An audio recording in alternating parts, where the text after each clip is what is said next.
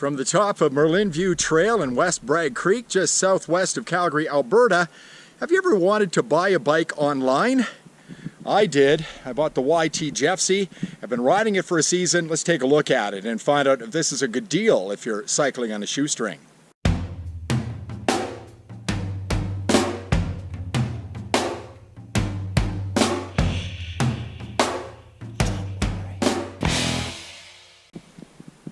I'm out mountain biking today, and I thought this would be a great opportunity to do a review of something I purchased a year ago about this time. It's the 18th of April 2019, and last year I decided that I would like to buy a bike, and I ended up deciding on a bike online. And I've never purchased a bike online before. Did a lot of research into this and ended up purchasing the YT Jeffsy, and here it is right here. Now it's pretty muddy, and I'm not going to get really deep into all of the components on the bike and whatnot, but I did want to show it to you and tell you a little bit about this bicycle. First of all, I'm really happy with it. It is an extra large bicycle. It's a 29er, and I think if you're buying a bike, that's one of the things you're going to have to decide on. Do you want to go with a 650B, a 27.5-inch wheel, or do you want to go with a 29er? I decided to go with the 29er, and I've been pretty pleased with it. The thing about them is, once you get them rolling, they don't ever want to stop. I think they just fly down the mountain. People say they're harder to get rolling. Once you get them rolling, really no difficulty at all, and I think you'll be pretty happy with them. I think the best way to decide on whether you want to buy a bike like this is and what size wheel you want to ride with. It's kind of like this. I was in a bike shop one time. A guy said, "Are you a wheels on the ground guy, or are you a wheels in the air guy?" And I said, "I'm more of a wheels on the ground guy. I'm kind of old school, an XC rider." And he said, "You'd probably be better off with a 29er. So that's what this is. Now it does come equipped with tires. You can use tubeless. So this is tubeless now. I ended up doing it myself. So it's really easy to do. You will have to put tape on these rims. Really happy with the fork.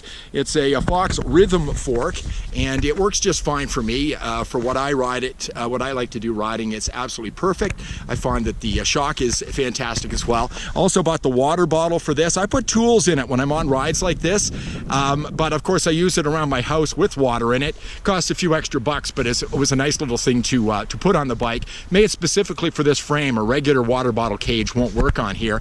Now I did have to replace the seat post on this. The seat post that came with it was a 150 millimeter, and you have to understand, I'm kind of an odd person. I have a longer torso, and I have sort of shorter legs. So the 150 was a little long for me, so I changed it to a 125. You can see a review of this Brand X Ascend seat post right here on my YouTube page if you want to look at that. But overall, it's great. I mean, you can change the head angle on it. I've been riding it in the low, so that means it's got a lower bottom bracket, a little stretched out, so when you're going downhill, it's a little better. I have ridden it in the high, but I generally keep it in low. But if I'm on a ride where there's tons and tons of climbing, I will put it in the high spot, a little steeper head angle on it in that situation. If I was going to replace one thing on it, I think the guide arm brakes are good, but I think you could probably get something just a little bit better that's going to grip a little bit sharper and faster. As far as the cassette goes on it, this is a 9:46 E13 cassette, so it's got a huge gear ratio on it. Amazing. I did change out the chain ring on it. Came with a 32. I wanted something that I could spin a little bit more on because I'm a high spinner. I did put a 28 on it, and I dropped one link out of the chain.